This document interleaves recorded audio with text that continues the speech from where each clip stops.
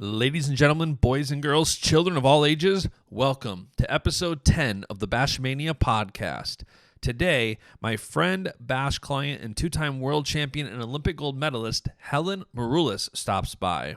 Helen always has so much to offer, and it's so great to catch up with her, post some stuff she's gone through, and ahead of the 2020 Olympics.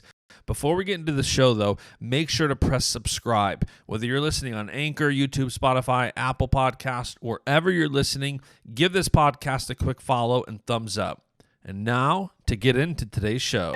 It's Baschamania! Let me tell you something, brother. He gave us everything he had in him tonight. What you gonna do when Baschamania runs wild on? Oh, it's gonna be a good one. And business just picked up here on the podcast. Oh, yeah. Helen Maroulis, how are you? I'm good. How about yourself? I'm good in the overall scheme of things. It's funny how every time we talk, our conversations they're filled with so much, like, I don't know if it's value or depth or what it is, but we were almost just going there before we got on the air. And I'm like, all right, let's start recording. Yeah. So yeah, no, it's always good stuff. So I feel like most people listening to this podcast, especially wrestling fans, know who you are. For the few that don't, you're a two-time world champion, Olympic gold medalist, arguably the best in the sport. And I kind of want to give a little bit of a backstory, and then we'll talk about more recent events. But going back to, I don't want to go too far back, but let's say going back to 2012 Olympics, you were really getting into the steam of things, and you had momentum. You lose the wrestle off by 1 point, and you go to starting on a positive note. But that's interesting, because where I'm going with that is you lose by a point, your dreams are shattered, and instead of like running away, which I would have done, you go as Kelsey's the girl you lost to, you go with her as her training partner to the Olympics. What went into the mindset to say, even though I'm devastated from this loss, I'm going to go as her training partner to help her? Like, how do you fight through that? So I actually wrote a paper in college, a creative writing paper about that whole experience. And when I read it back, I found it like a year ago. I'm like, dang, that was amazing writing. But I'm like, oh my gosh, I can't believe I thought like this at the time. Right. So, you know, what's interesting about that is, I remember I lost, and they wanted that year to bring the alternates, the number twos, as the training partners, just in case something happened to the number ones and they got hurt. Which at the time, you know, I'm like, this is such a stupid idea. Like, she doesn't want me. I don't want to be here. I didn't even want to do it. So it wasn't your choice. They just sent the number one and twos to train together. I mean, I still had a choice. I could have said no, but, you know, it wasn't like, trust me, it wasn't like I offered. So, which is terrible to say now. But I'm just being completely honest. In 2012, I was bitter and angry, and wrestling was my life. And I just didn't know what I know now, of course. But I didn't want to go as a training partner. And I remember Terry sat down with me, and it's actually when I was overseas that whole summer. I think I didn't do a single takedown the entire summer. I mean, I was in the room 3 times a day, and it was, she wants to drill her offense. And so I'm just there getting taken down day after day and for hours at a time. So I'm like, I'm tired, I'm bitter, I'm depressed, right. You know, and then I'm not even doing my sport either, really. I'm really just a dummy. I'm like, this sucks. And Coach Conti was on the trip that year, and he sees me. The day of opening ceremonies was kind of one of the hardest for me, because I think I'd hoped deep down, like, you know, it was messed up as to say, like, well, what if, you know, if anything happens, at least I'm ready, at least I'm here, you know, like, there's still, it almost was, for me, I'm always a hopeful person, and I always, like, you know, want to focus on a silver lining. So it's like, well, maybe, God, like, there will be this moment for me to still compete. Right. And when opening ceremonies happened, and I just kind of realized, like, no, Helen, like, this, like, you're not the hero in this story. You're not competing. You lost the spot. The better wrestlers representing USA, as they should. And you need to, you know, just do your job and prepare them.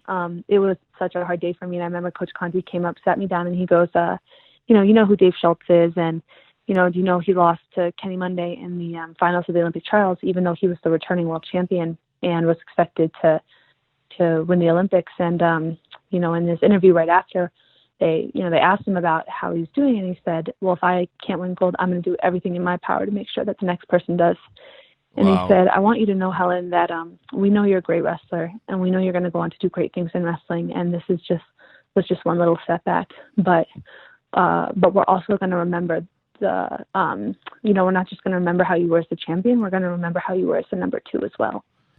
And that you want to be the kind of training partner that you would like, because in 4 years, if you're on the Olympic team, be the kind of training partner you would want someone to be for you. Right. And I bawled and bawled and bawled, and I knocked on her door and I apologized. I'm like, I know I've been kind of rough around the edges, and I'm here for you, whatever you need. And so it was a really, really good life lesson for me. And I'm just being honest because yeah.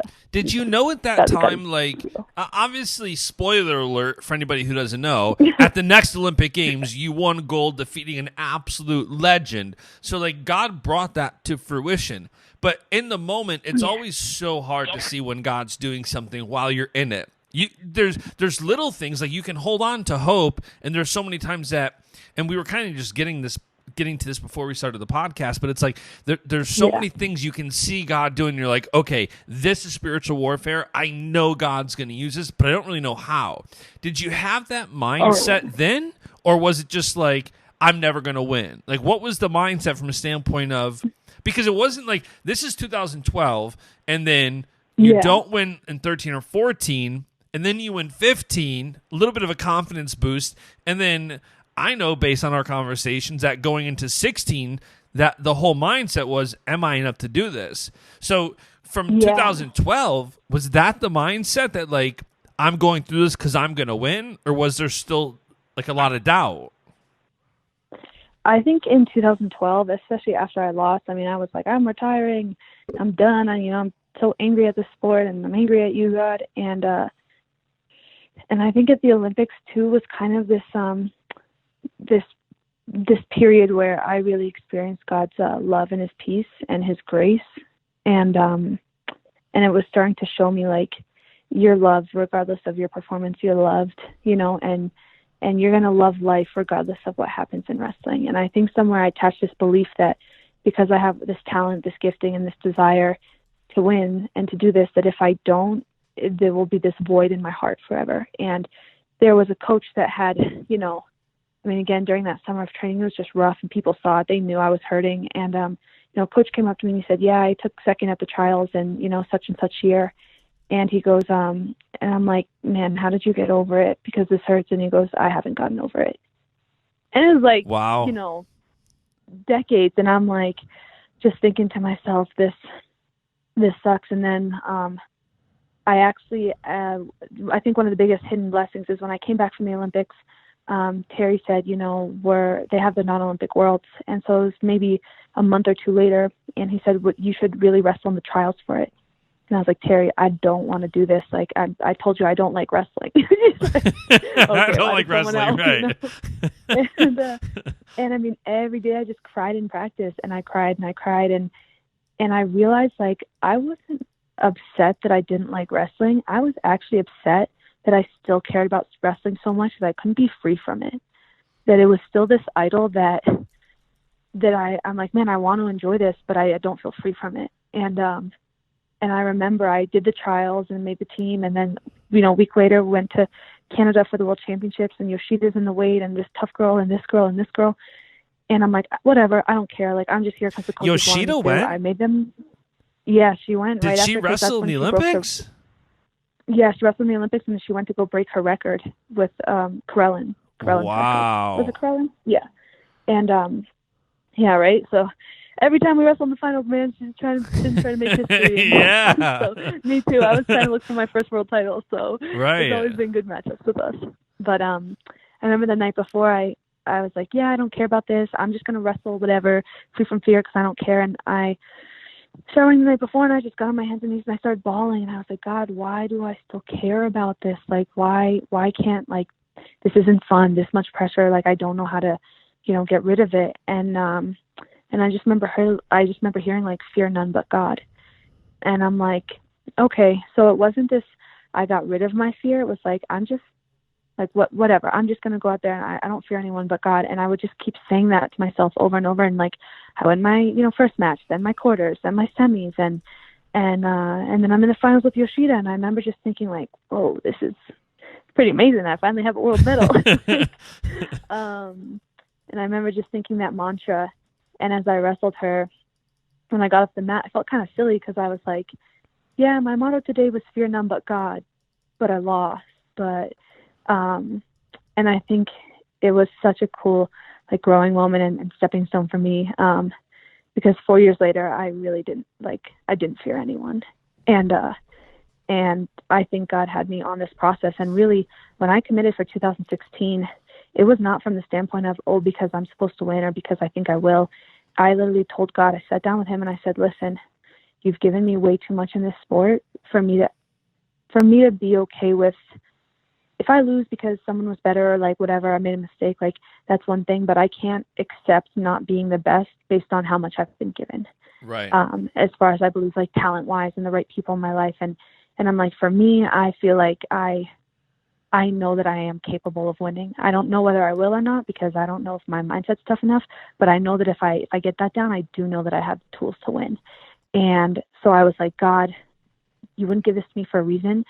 And also, if you wanted to give me this perfect mindset, you would have done that too. So you didn't for whatever reason. So you have to walk with me through this, please. And I told him I did it my way for 2012 and it didn't work. So I was like, I'm going to do it your way. And I'm going to lay down everything, and whatever you ask of me, I will do it. And it's not because I want you to give me the victory. I was like, when this is done, I want to be able for me to say I did everything you asked, and I can go in peace, and I'll trust you that I'll never have regret about it. That was my goal. And it's such a wild, knowing your whole story, and like some of the things we won't get into, but like knowing your entire story, it's funny because you're one of the best wrestlers in the world, and the mindset and approach is constantly almost like an underdog mentality. And it's never just like, I don't want to say, there's definitely confidence, but I think there's that submissiveness to God to not have ego to think like, no, I'm going to win this, of course. Like there's always, all of your story comes with such submission to God's will. And it's funny that in that he's blessed you so much. And one of my favorite things that my buddy Dan always says is God sends his denials for our request for silver wrapped in gold. And with you, he literally did that. He literally did that. Whoa. Like you were, I don't want to say you were content with a silver, but you were blessed by a world medal. And little did you know that God said, just wait. Like in 2015, you're going to win gold. In 16, you're going to be the first woman to ever win a gold medal in freestyle wrestling for America. And then you're going to win again in 2017. But you didn't know that going into it. Like, what was your thought process in... So you go and get a silver at the World Championships in 2012, a bronze in 14. What is your mindset as there's that constant struggle? Like, you know you're good enough to be gold. How do you keep going after you have that? Is it like an itch where it's like, okay, am I not good enough to get gold? Or is it like not a pride thing, but is there like, okay, I'm so close, I have to keep going? Like, what's the mindset after trying for gold for so long and not having it yet? Like, your mindset in, let's say, like, early 2015. Yeah. I guess I would say one thing that popped up into my head right now is like, I think obedience comes best when it comes from love. And that's kind of been like my walk with God. When I've done stuff just to do it because he said it, sometimes it can get a little murky. It's still better to be obedient, but maybe my heart wasn't in the right place as much as when I'm going to God and receiving his love and loving him. And then the obedience, which naturally stems from that, like, I think that's what sustains you. And so for me, what I think about with wrestling is like, I still have a love for it, you know? And in 2015, it was never about, I got to do this until I get gold. It was like, I'm just going to keep doing this because I love it. And, right. And I love figuring my goal, like my dream was like, and this is kind of just how I am in life. It's like, God, if you gave me a passion for it, I got to see it through. And I just want to figure it out. I want to understand it. I want to know what is this like? What does it all entail? What is it? Like, I want to know what it's like to be a gold medalist. I know what it's like to fail. And I know what it's like to be second. And I know what it's like to be third. I know what it's like to go one and done. And I know what, so yeah. I know all these things. It wasn't a like, ooh, I have to be first. It was like, man, if I've figured everything else out, I really do just want to know what this is like. And I think with that, you kind of realize, well, maybe some things have to change, right? So you're doing stuff, you keep ending up with silver and bronze. And so it's like, all right, well, something's, you keep doing the same thing, you're going to get the same results. So I think just do some little changes and really just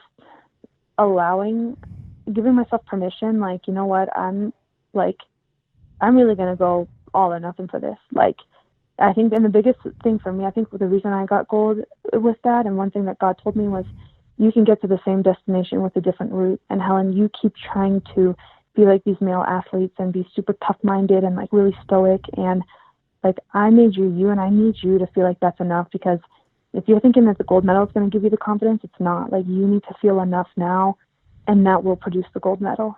And so when I really accepted myself and I didn't feel like I needed to be different in the sport, I think that's where I got my best results. And yeah, and then you won. so you won gold in 2015, and then I'm obsessed with your story in 2016, because so many people look at somebody like you or Jordan Burroughs or somebody who's the pinnacle of success in the sport, and they only associate your highs. They only see the crying winning on a podium, and they don't see the crying backstage. They don't see the crying, like, knocking on someone's door saying, sorry, I'll help you. Like, they don't see that. And I love, like, in 2015, you win gold. Fast forward to early August, just before the Olympics, you still have, not still, but you have anxiety again, thinking you're not sufficient. You know what you're going up against. What caused that? If you're coming from a place of, I'm a world champion, I'm the reigning world champion, and now I'm going for Olympic gold, but there was still that, like, what I would say is more of a spiritual warfare. What caused that, and how did you produce that mindset of, Christ is in me, I'm enough, I can do this? Like, it's cool to see that low and high, because I feel like most people don't see that. They just say, especially like in wrestling, okay, she's a 2015 world champion, she's likely to be the Olympic champion. They don't see that roller coaster of the mindset and the strength it takes from a mental standpoint to say, what does this take to do? So what kind of caused that low, and then how did you get to that high that led to you winning the gold? Oh, that is such a good question. You know what's interesting is that when I won the 2016 Olympics, in that moment, it wasn't a surprise to me, but I was very surprised that people would come up to me like really convicted, like, yeah, I knew you were going to win. Or they're like, Helen, you were going to win no matter what. Like, years ago, we knew you were going to win. And before you had this thing come into your life, or before you got this, before you took this trip, before you won this medal, like, yeah, we knew you were always like, we just always knew you were going to win. And I'm like, what? Like, are we talking about the same person? Like, how did you guys know? And how come I didn't know? Because for me, it's funny, winning the world championships at 55 kilos, I remember being on the podium. And this is like, for me, I'm not saying this is the right mindset. I don't think it is. I was so hard on myself, and I had such blinders for the Olympics that I just didn't want to slip up at all. And I just remember thinking, like, Helen, be realistic about this. Like, you went a non-Olympic weight the year before the Olympics. All of the competitors are going down at the Olympic weight to qualify and to win that. And all the girls you're going to wrestle next year are down at 53. And so I didn't really even give myself permission to take in that world championship at 55. And I just remember thinking, like, standing on the podium getting to hear the national anthem, I was like, this moment, I want you to like remember this moment and chase this. And when you're on the treadmill, hear that again. But again, it wasn't this huge confidence thing. And the whole Olympic year, like you said, highs and lows and spiritual warfare. And I really didn't even know if I was going to make weight. I remember I was like, all right, God, like, I didn't even make a decision about what weight I was going to go. I said, if I break this number the week before, then I'll go down. And then I was like, I broke it by like 0.1 that week. So I was like, oh, okay, guess I'm going down. And and even to make weight, I mean, I was on such a strict diet for over a year and all these things. And I just didn't, and then after I made the team, I had to go overseas 3 days later to Mongolia, qualify. I definitely didn't think I could make weight again. My body started shutting down. And we're in Mongolia. I'm like, this is not the place to be for this. And right. Again, like, I literally, by the grace of God, and after that, my body just rejected the whole process. And like, I shot up like 30 pounds and my body just held on to it. Wow. The whole summer. I mean, the whole summer I was working with doctors. I was getting blood work. They're like, yeah, you're anemic, you're this, you're that, all these levels. And I'm like eating super clean, healthy. I'm trying to go on, extra workouts, extra walks. Okay, no, maybe that's too much. Let me just rest. And I remember they're like, well, you have to do this first thing in the morning and then wait 30 minutes and then eat your meal and then do this and then, but like, be relaxed, because when you're relaxed, you'll lose weight. And for me, the biggest battle was I thought that I was going to miss weight at the Olympics. And to me, that was my biggest fear, because I'm like, not only will I have failed myself and my country, but then like I take the opportunity away from a different girl who would have made weight, like, and would have been able to represent. So that was so scary to me to think, like, I mean, really the week before I was, the doctors would be like, all right, if by, tomorrow, if your number's at, like, if your weight's at this number, you can definitely make the weight, and it wouldn't be there. And so then I gave it to God, and I said, you know what, God, I think I'm going to be the biggest failure at the Olympics, but at least I want to do it in peace and love and obedience to you. So I'm going to wake up every morning. I'm going to give you the first hour of my day. And that way, like, the first hour I know will be filled with like peace and love and joy and just contentment. And I'm going to stay with you. And that hour just set the tone for the rest of my days. And it was like, so it's transformative, and it stopped being about wrestling and performance and whether this number will be this. And it was like, you know what, I'm just going to trust God and keep going day after day. I'm just going to show up, trust God, and keep going. And literally, like, the week before, I think I dropped 7 kilos just like pretty naturally. Like, I didn't do any extra workouts. That's I was barely on the amazing. mat. It just like weight flew off, and God gets the glory. It's fascinating too that like there's so many little things that if time was no issue, I'd pull out so many little things that you're saying. Like, even the fact that it's funny, the wrestling community is brutal, and I think they don't realize that wrestlers are already thinking what you're saying to themselves. Like, there's so many people right now that are like, well, okay, Jaden's really good, but he's at a non-Olympic weight. Like, there's all this negativity. Yeah. Like, listen, Jaden's great, but you don't think he has those thoughts of self-doubt? Like, well, I'm in a non-Olympic weight. Should I go to 86 or 97? Like, everybody, wrestlers, spectators, whoever has those feelings, it's so interesting to hear that, like, you have those same things. Well, okay, whatever. Everybody good that is at 53. I'm at 55. Like, that challenge and that consistency to be, it's like, to be consistently faithful in the small things is what's leading to those big things. It's so interesting. Yeah. And I guess I would say, like, I think where, sometimes I think where we struggle the most can be our biggest area of breakthrough and blessing. And so for me, it's interesting that mindset and confidence have just been, they were my crutch my whole life. And then it got to this point where it's like, oh, Helen's not losing for 67 matches straight. And I didn't really change a lot of things. I more just, kind of learned more about myself. And so I've seen it on everyone. I've seen anxiety on every single wrestler's face before. I'm like, I've seen it on the high school kid, and it's really easy when you're the underdog and then you start winning. And then I see where that change happens in their face, where I'm like, oh, now you realize what it's like to have the target on your back. That's a different kind of toughness, buddy. Like, and you see, and that's why a lot of us kind of almost like maybe like the cycle of life, but you you go through these processes. And so I like speaking to athletes about that a lot, because sometimes it's just a natural process you have to go through. Like, it's great if you could just show up and the second you start winning, you never lose ever again. But I think for a lot of us, I think almost everyone has had that kind of that dip, or that, that just that rough loss. And I think the beauty in it is that you'll always find the athlete comes back stronger.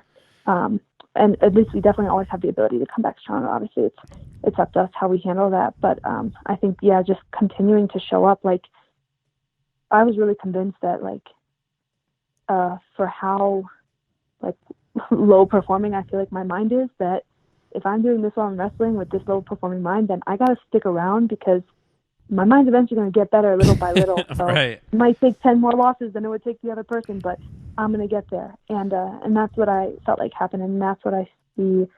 Like, for all you know, Jaden might be like, I mean, I love Jaden actually. So I do know him. I'm like, I actually probably think I don't think he's fearful at all. I think he's really confident and self-assured. And I'm like, man, I would love to have that mindset. But Right. Totally. Mine's different. And so, I think it's cool that young athletes, I think it's good for them to hear from everyone. And the reason why I want to be true to what mine works is that, there might be some of those athletes that say, yeah, I have those same struggles. So I just want them to know that you can do it too. But then you might talk to Jakar Winchester, or Adeline Gray, or Tamara, who just won this past weekend, and they could have a completely different mindset. And you might, as an athlete, part of it is just growing and developing and taking your responsibility for your stuff. So you should be able to discern, like, I like Helen, but she's a little too emotional for me. You know what?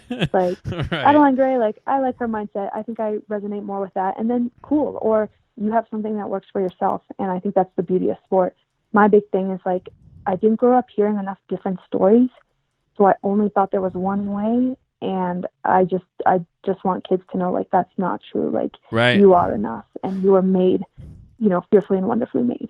And you're unique. Everybody's unique. Every athlete, like, I've been so blessed to have so many great conversations with so many high-level athletes, especially wrestlers, which is why I launched this podcast, because there's so many good conversations that I want to bring to the forefront. And it's true. Everybody's unique, and everybody's different, and everybody's story. God uses everybody to teach things to others.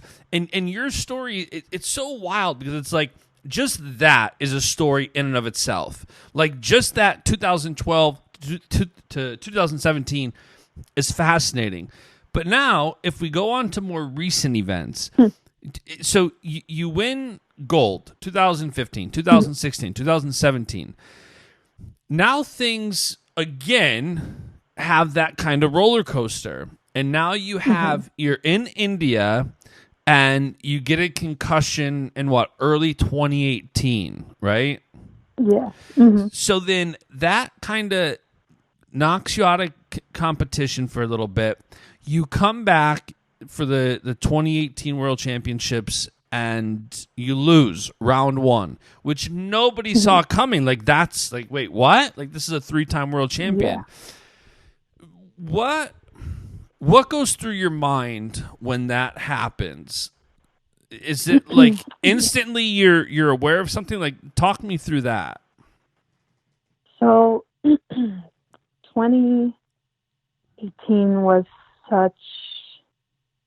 it was that year, it was that wilderness year that I'm like, I needed this. I didn't want it, but I needed it. And I know it's going to make me stronger. All I knew was I'm going to come out stronger for this, even though I was really broken for most of the year. But yeah, I had two brain injuries. Each took like 4 or 5 months to recover. And then I got out. Then I was, I had 6 weeks to prepare for the Worlds. 6 to 7 weeks. 6 weeks, by the way, to prepare to compete against the best in the world. Yeah. And I remember thinking, I was talking to doctors, and I was flying all over the U.S. and I was getting all these opinions, and I had, trained out of all the symptoms from concussion. I was healed. My brain was sharp. I was performing. And I just remember thinking my family was going to Greece, and I was like, I really think I should just go on vacation with them and take this year off. But if I don't, then I'm not going to be on national team this year. I won't get choice for tournaments the following year. I don't get to go to the World Championships. I don't have a stipend. And I kind of just partially allowed those things to affect me. And also it was just so ingrained in me that I remember like, no, I should go on vacation. And I'm like, no, because I'm going to go on vacation and I'm going to feel better a week in, and I'm going to feel guilty that I didn't try and compete. And I'm going to feel guilty like, man, you're the champ and you laid around in bed all year and you didn't even, you were healthy. If I wasn't healthy, I would have taken a vacation.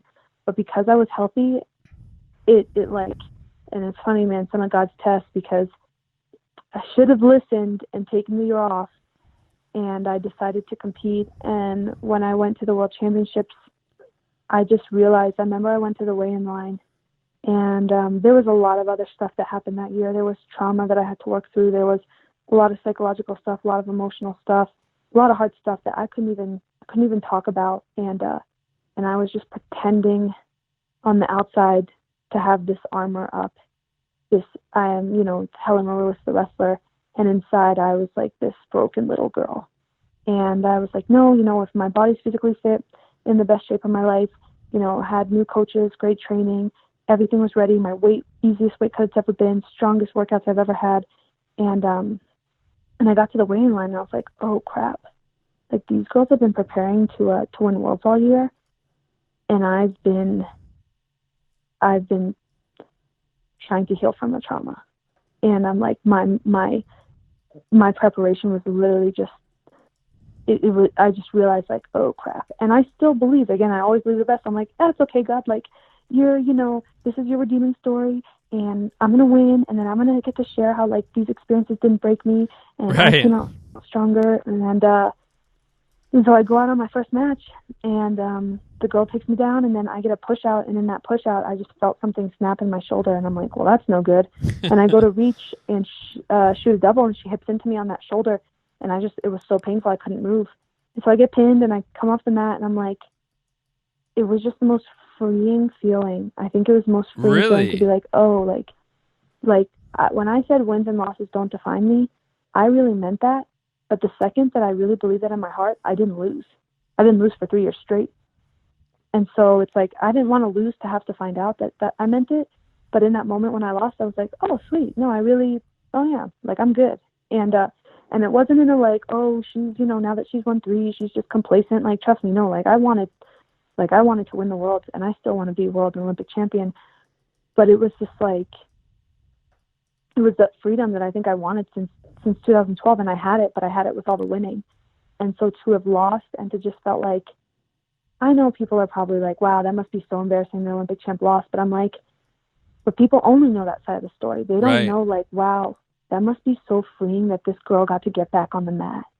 That must be so freeing that this girl got back here. Like, what a blessing that she had the opportunity to postpone the wrestle off and to win and make the team and to come out here. And 2018 Worlds was so special to me because I didn't take anything for granted. And I realized like, wow, this being on a team and taking the bus over and in the venue and the warm up and the like getting to see your foreign competitors and your friends and talk to them and that whole experience, like I'll never take that for granted. And it almost felt like sometimes you don't realize it while you're in it, but I got to realize it while I was in it. And then I thought I was being a baby about my shoulder, and turns out that I tore everything in my shoulder in that match.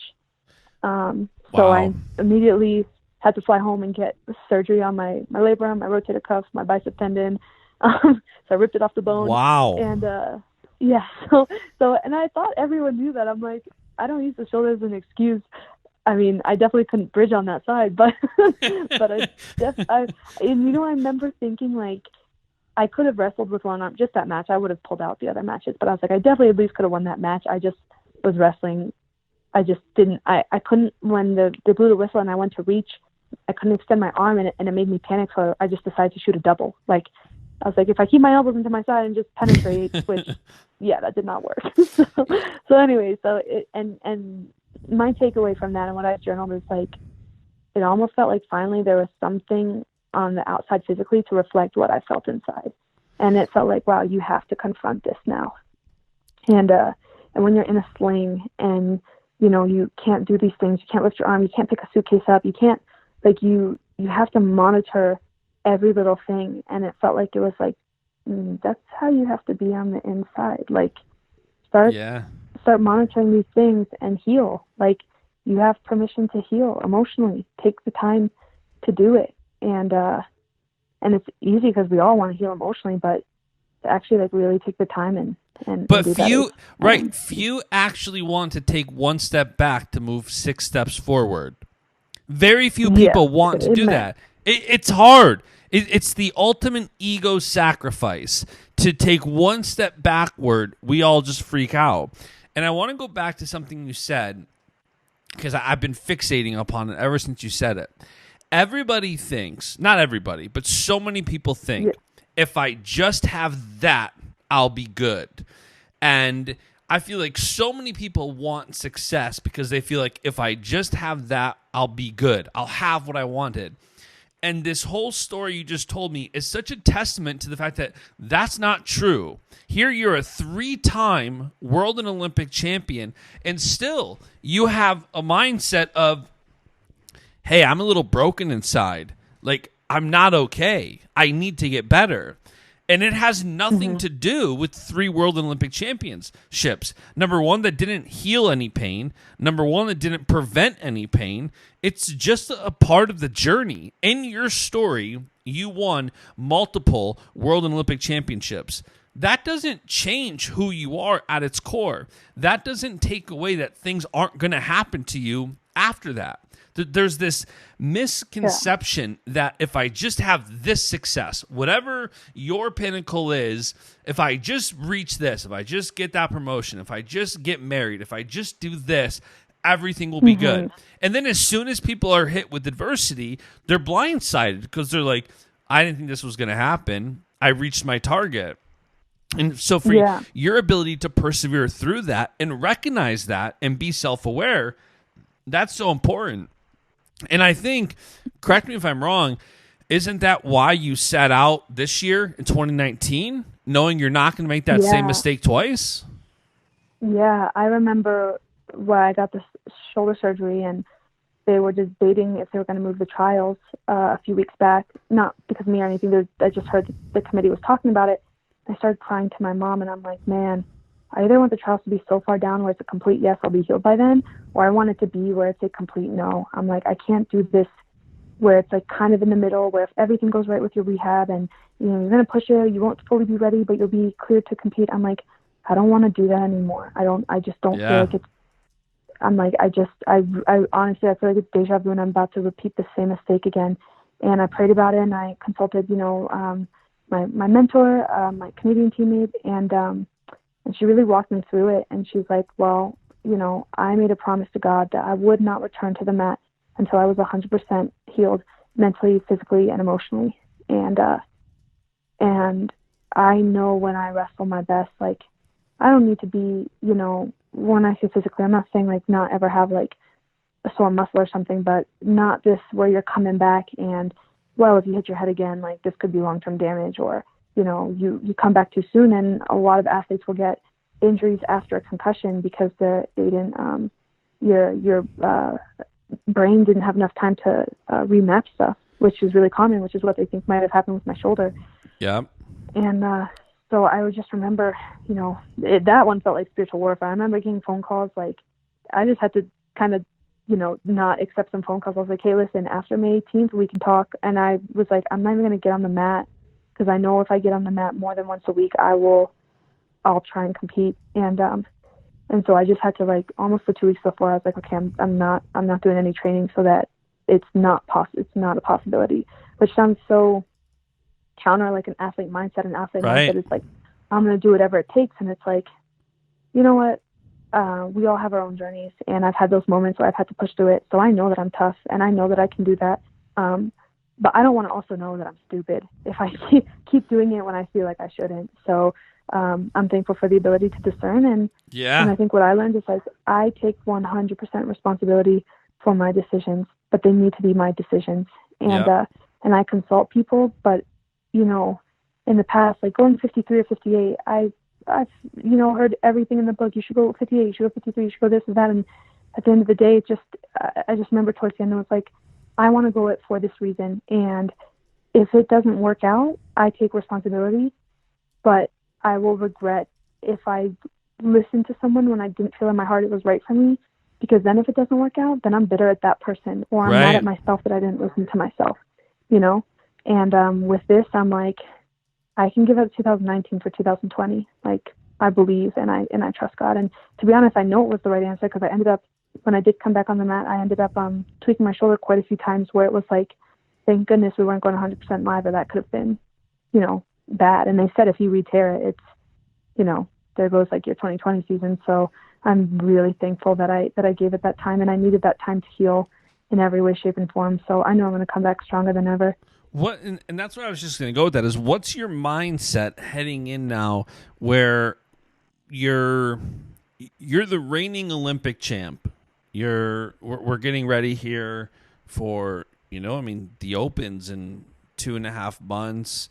What's your mindset getting ready for 2020? How is this all factored in, and what's your mindset going into it? You know, after 2016, or I'll just share this story so you just get an idea of like really how sport is for me. Otherwise it might not make a lot of sense. But after my semifinals match at the 2016 Olympics, I went to the back and I had the massage therapist rubbing my arms out, and I just laid there and I went, man, like, I know I'm going to win the Olympics. And he goes, yeah, I know, I've been telling you. And I'm like, no, you don't get it. Like, I know, but I know what it means. And I said, I don't know if I'm ready for the responsibility. Like, all of a sudden, this thing that I wanted my whole life, it wasn't about me and what I wanted. It was like, I just got to see it in a different light. And then after the Olympics, you know, I really struggled with like confidence and how to be a responsible steward of my platform, and without, you know, being inauthentic. And I just remember telling God, like, I don't know what to do. And he told me to walk away. He said, walk away from wrestling. And I was like, well, why? And he goes, because I need you to know who Helen is outside of wrestling, so that when 2020 comes, you're more than just Helen the wrestler, that all your eggs are not in one basket. Yeah. So I walked away. And then, you know, 7 months later, I did a tournament in Ukraine, and I took third, and I was like, okay, I know I'm supposed to be back. And I'm like, God, I think you're calling me back to wrestling. And he said, yeah, but it's not about you this time. And so for me, again, a lot of stuff comes out of love and obedience. Not saying that I'm perfect. Definitely not. I've failed in many things. Just to clarify here. But, yes, let me explain. Lots of grace and mercy from me, thank God. You and me but both. So when I came back, I'm like, I think like when we hear from God like that, or when we know a lot of times you are going to walk by faith and not by sight. And so I have no idea what 2020 looks like, the same way I had no idea what real looks like. Like, I believe I'm going to win the 2020 Olympics, but as of right now, what I believe and what I see are two different things. Not saying that I don't believe in or don't see my ability, but with injuries and with stuff still going on, like, I don't know if I'm wrestling in December Nationals. I don't know when I'm getting back on the mat. I'm like, you know what, God, at this point, if it's not till like February, March, I still trust you. Like, I just got to let go of control. And I think the only way that I would have learned that lesson is if it was something that was so detrimental to my health, such as like brain injuries. So right. If it was shoulder stuff or something else, I've been like, whatever, God, I'm doing my own thing. But with this, it's like, I don't, you know, I remember just a few weeks ago, I had some doctors like, hey, we're not going to talk to you about retirement. We're going to wait 3 months, and we're going to, like, you know, check out some stuff. And in 3 months we can revisit it. And I just remember kind of this panic, like, wait, like, no, God gave me a promise. I thought I'm supposed to make it to 2020. And like, the doctor's telling me like, we might have to talk about retirement in 3 months. And it was just, that's gotta be a sheer panic. Like, my heart rate would just skyrocket. Yeah. And all of a sudden I got this peace, like, no, like, I have God. Like, it doesn't matter what happens. Like, I have God. I know the Olympics isn't going to give me what God can give me. Like, I know that I have like the best joy and blessing is that I get relationship with God every day, and I'm going to live in that space, and I'm going to trust him. Like, it might not make sense to come together till the last minute, but that's kind of how it was in 2016. And I always know that, like, you know, what is it? The bigger the breakthrough just leads to a bigger battle. That's what 2020 has felt like. Like, it's just been like an overwhelming battle. But I believe if we persevere, the breakthrough's there. And the blessing is going to come. It just might not come in what we think it's supposed to be. So I would love for it to be Olympic gold. I would love to get the opportunity to represent my country again, to step on the mat. But I also would love, I would love to put my health first. So we'll just, right. And the beautiful thing too about trusting in God is that I've seen firsthand the number of failures I've had and the amount of losses I've had that have led to me being in a place where God could bless something else because of that failure or loss. And it sucks going through it. It sucks every time, and it doesn't get easier. But it is such a blessing when all of a sudden let's just say something happens and you don't wrestle and you're devastated. But when you're married with kids, God uses this for the greater good. It's like, oh, okay, I see what you did there. It's so easy then. Yeah. But in the process, while you're being refined in the fire, you don't know. You're just judging based on the shortcome. You're judging based on an immediate result. Like, that's a tough place to be in, because God sees the whole picture. We just see one thing. We just see the Open, the Olympic trials, the Olympics. We don't see what God's going to do in Helen's life on November 3rd, 2022. And that's a healthy thing. Not have a baby. Not yet. But, November 3rd, 2022. Like, if you call that now, I'm actually gonna laugh.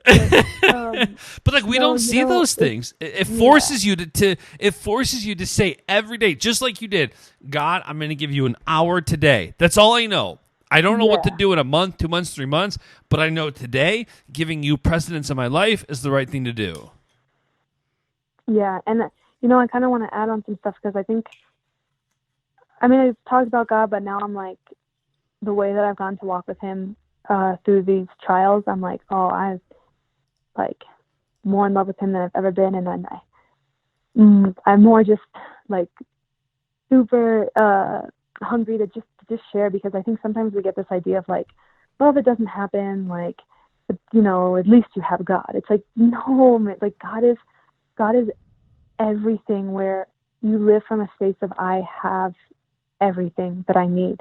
And that's when those, material blessings come. And I think, like, for some people, and I can say this, look, like, you might want my life. You might want 2 world titles, an Olympic title, and all these things. But when you have an injury, or when you have that down period, when you're in bed every day and you get up and you have nothing to post on Instagram, you have no accolade to show, you can't even have phone conversations with people because it's too draining on your brain. Like, you got to know that you have God in that moment, and he will fill you up as much then as he does when it's you getting your hand raised on the platform.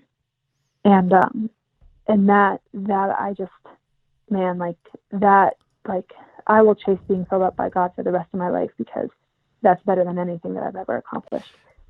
I remember reading an article Michael Phelps put out saying the most depressed he's ever been was after he won the Olympics. Because you feel that I have nothing to share, I have nothing to post, I'm not doing this. Like, what's the next accolade? Like, and success. Yeah. I've seen it on a very small scale compared to what somebody like you has accomplished. But I have seen it with, like, we'll say, hey, today we launched Helen Maroulis' new website. Today we launched this, and then a week later it's like, okay, what have you done for me lately? Which is what wrestling is. Yeah. Yeah, and it's, after 2016, same thing that happened with Phelps happened with me. I mean, I had postpartum depression really bad, and I didn't think I was going to, because I was like, no, I believe in God, and I didn't even need the victory. I was just wrestling for God. And so how did it still happen? And part of it's even like a physiological thing, like you stop training and you're like, there's all these components to it, and you're like, I remember my ex-coach would say, like, to win an Olympic gold medal, you kind of have to be crazy. He's like, you're a very small percentage of the population, and you pretty much have to be crazy to do it.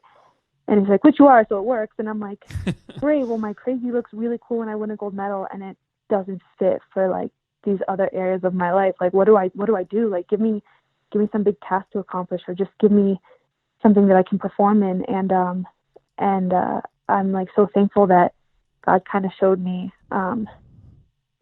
like, no, like, like, let's be still and know that Yeah. I'm God, kind of verse. And it's been, I remember you said something about like, oh, well, you don't know how God's going to use this.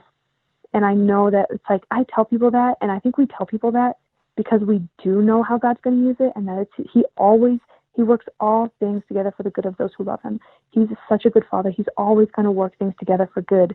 But when we say that to people, it almost sounds like, oh, don't worry, Cecilia, because God will still do something good with it. Right. It sounds like, apathetic. We're not, yeah. And it's like, man, I'm not saying that.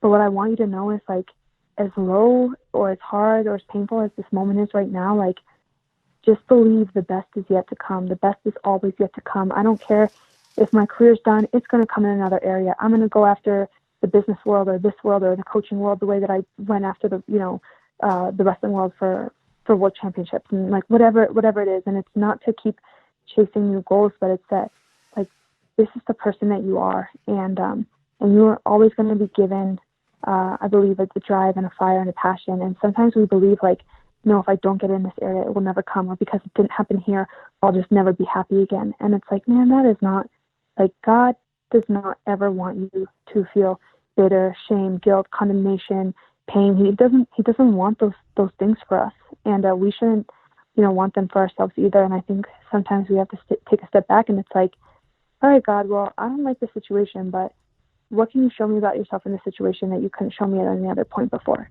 And I know that out of, if anything, like, this is going to draw me closer to you, and I'm open to it. Like, what do you want to show me? And yeah, so, cause I remember after 2012, I was sitting and I was crying to a coach and his wife, and I was like, why would God give me anxiety? Like, have any athletes ever won with anxiety? I don't read about it in the media. What if mine's the worst? What if I'm just always going to, like, get to the finals and then choke and not make a team because I have anxiety? And this coach's wife goes, I tried out for an Olympic team and, years ago, and I didn't make it, but now I have a family and I'm super happy and blessed. And I remember being like, well, guess what? I'm not going to be happy and blessed having a family, like, as my consolation prize. Like, right. I understand what she means now, is that this is not the biggest deal, but it's hard to tell someone that when it is the biggest right, deal for them. Because it comes off as apathetic, even though it's not. Yeah. It comes from a place, I believe, of wisdom.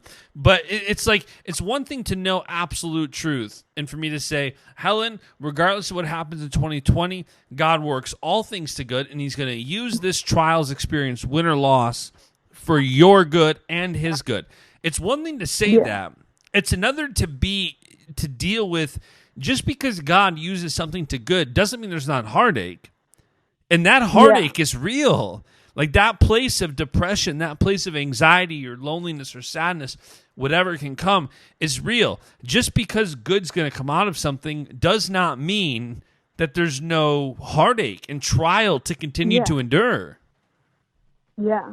And, like, here's the reality of it. Like, I could have made the 2012 team. I could have just found, like, some more ounce of confidence or belief in myself, or wrestled a little bit smarter. Like, I don't think it's like God wanted me to lose. I think we have our own free will, and I lost and the other person was better than me on that day. But I believe that I could have made the team. And for all I know, it could have been like, hey, you could have made, you could be going for your third Olympic team right now, or your second gold medal, or third gold medal, or whatever, all these things. The reality is, whatever the outcome was, whether you did or didn't, like, good is always ahead. Like, his surely His goodness and mercy will pursue you all the days of your life.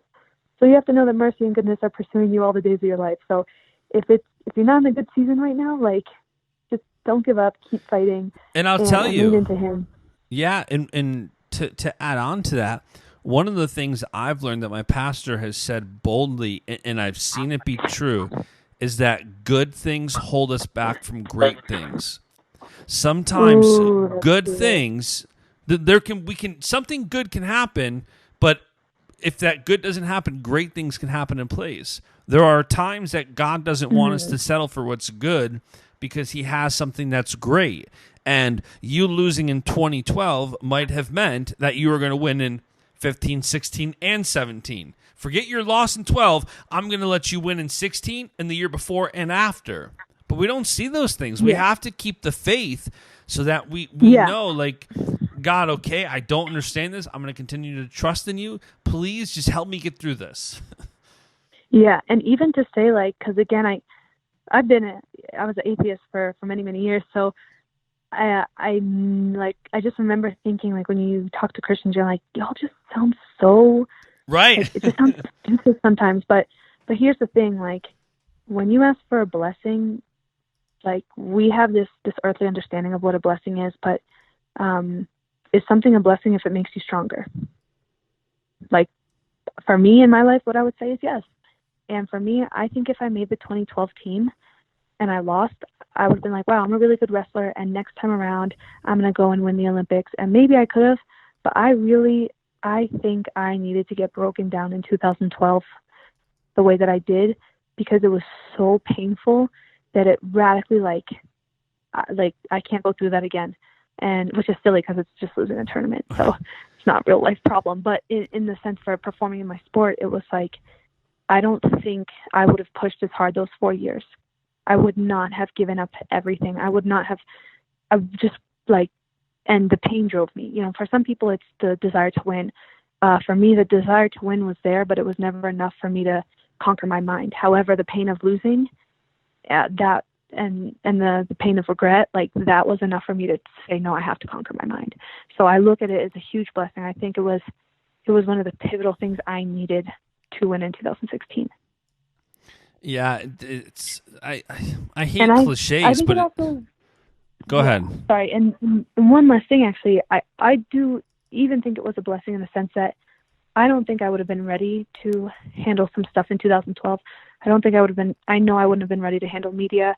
I think I think maybe some of my beliefs or values, things might have just gone tested and stuff like that, and some of the things that I could handle in 2016 because of those experiences and because of losing and because of kind of just getting those 4 years kind of being in, I call it like the cave, like just being out of the spotlight and having that time to marinate in some truths and to grow and develop. Without a doubt. I was ready in 2016 for what came. So again, the blessing, like, maybe you are ready to win and maybe you're not ready to handle winning. Like, you think, I mean, I've told people, I'm like, watch what happens. You see someone win and you see the next year how much pressure it is, how hard it is to deal with. And I've reached out to athletes. I've been like, hey man, this is what I recommend you do. This is, like, I'm just letting you know, it's really cool with the fire now, but don't burn this out before the trial or before this. Yeah. And it's like, yeah, you can't tell me nothing. I'm like, maybe I can't, maybe I'm wrong. So I don't know, but I'm just going to give you what I found from my experience. And then, you see, like, and for everyone it's different, but there are, there's a lot to winning and to pressure and to those new stepping stones. So I think God in his mercy and goodness, like, he just knows how to prepare us. And when you look at the way he's prepared characters in the Bible, there's always a desert season. Moses had 40 years in the desert before he stepped into right, his calling. And we don't know what preparation is. God knows what is best for us. Like, God knows what we need to prepare. We don't. And it takes a level of humility to sacrifice yourself to say, okay, God, what's my preparation look like? Show me. Reveal to me what you want me to do. Yeah. And I think that's where I've really found a team, peace from obedience, because I'm like, I walked in that from 2012 to 2016 as best I could. And now that all of a sudden you're this champion, it's like, well, you're expected to know everything. Why did you win? I'm like, I don't know. I did some things right. And like, I can't tell you what one specific thing. I don't know. If I had lost that match in the quarters the way I was losing with 1 minute left, you would have said all these things I did were wrong. Now because I won, you're saying all these things I did are right. So again, we still don't know. It's still about, for me, it's still about seeking God and seeking how to be obedient, because he might tell someone else, like, hey, you need to get on the mat 3 times a day and do extra workouts. And he might be telling me, like, you might need to get on the mat 3 times a week. It just has to look different for you. And right. it's about me obeying. So that's my highest goal, is just to obey, because I believe that what he has in store for me is better than what I could imagine for myself.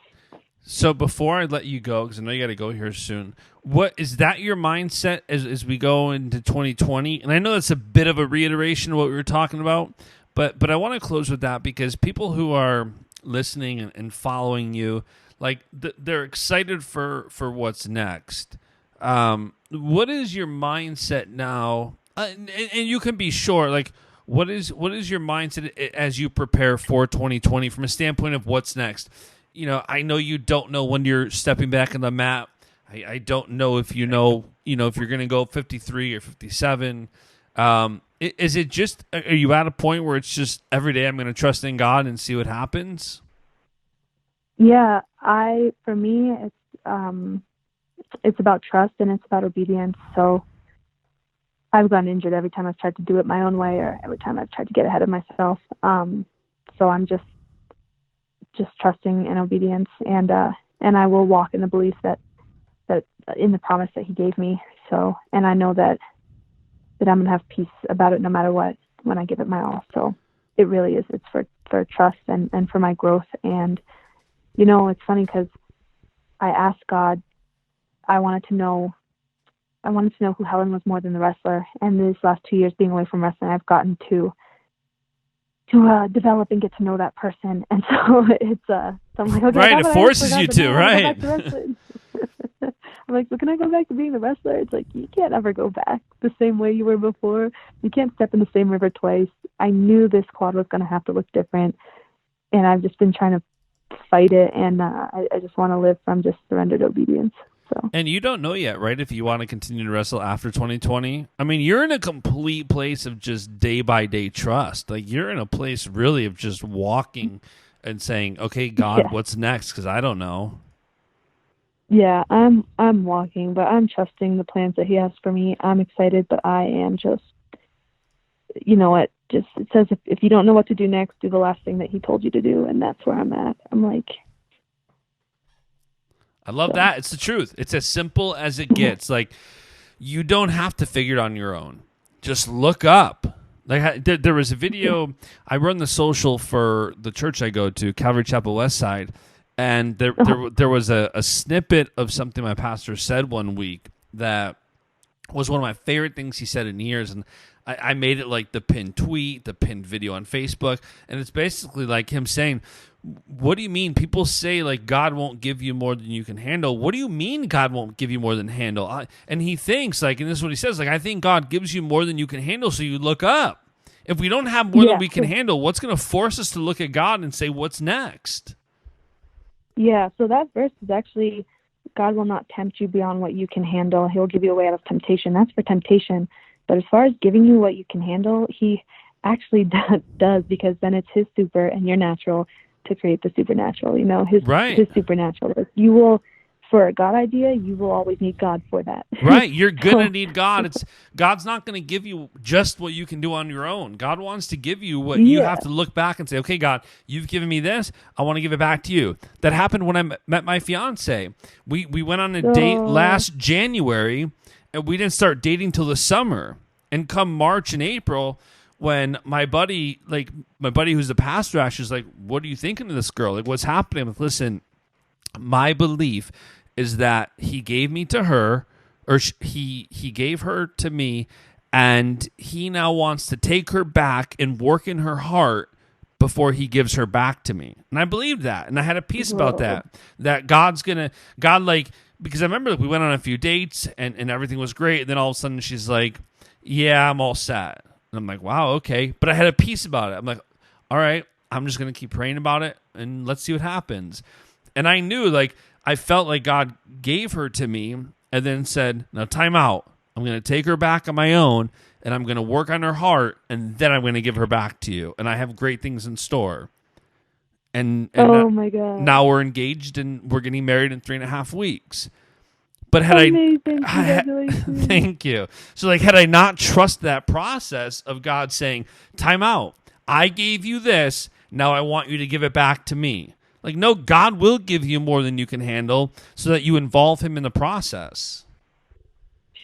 I love that. I love that too, because especially with people, it's like, again, you just constantly have to hear from the Lord. And it's because He wants what's best for us. So it's like, oh God, you gave me this person, cool, I'm going to take it and run with it. And then it's like, wait a second, then here's this next step, and then here's this next step, and now you have to surrender it, and I'm going to do something, and when I give it back, it's going to be better, and you guys will be ready, and it's going to be perfect. So, and it takes the ultimate trust to do that, the ultimate trust in God to say, okay, God, you finally, when we met, I was 31 years old maybe when we met.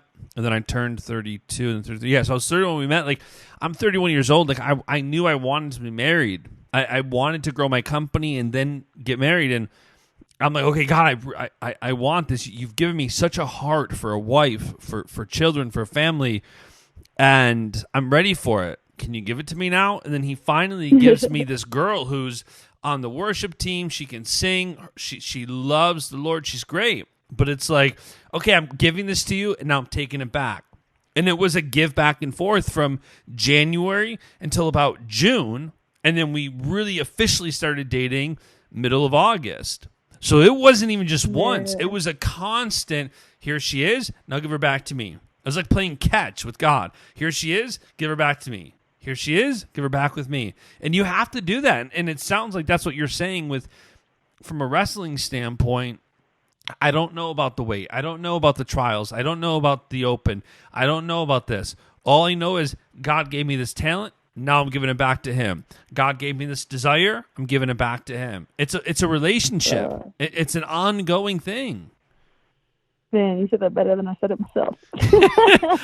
I'm summing up what you said in long form. I'm trying to just reiterate in short term. Yeah. God did give me a dog, though. I got a dog out of the process. Ooh, what kind of dog? He's a Havanese Yorkie mix. Oh, how cute. My little Pomapoo's a terrier, but not a terrier like terrier type of dog. Like a terror. Like terror. Oh, terror. No, this guy's the sweetest.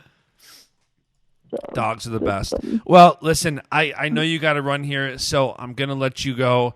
Everybody who's listening right now, go and follow Helen, no matter what is next in this girl's journey. Trust me, you want to be a part of it, and you want to watch it. Awesome. Thank you so much. Have a great wedding in 3 weeks. Thank you so much. And, we'll talk soon. Thank you so much. This is such a great, it's a great time chatting. And that's today's show. Be sure to follow Helen and stay up to date with her journey. As you can tell from this episode, it is definitely worthy of following. I'll link up her profiles in the description. And again, guys, be sure to subscribe to the podcast wherever you're listening. Apple Podcasts, Spotify, YouTube, Anchor, any and all audio platforms.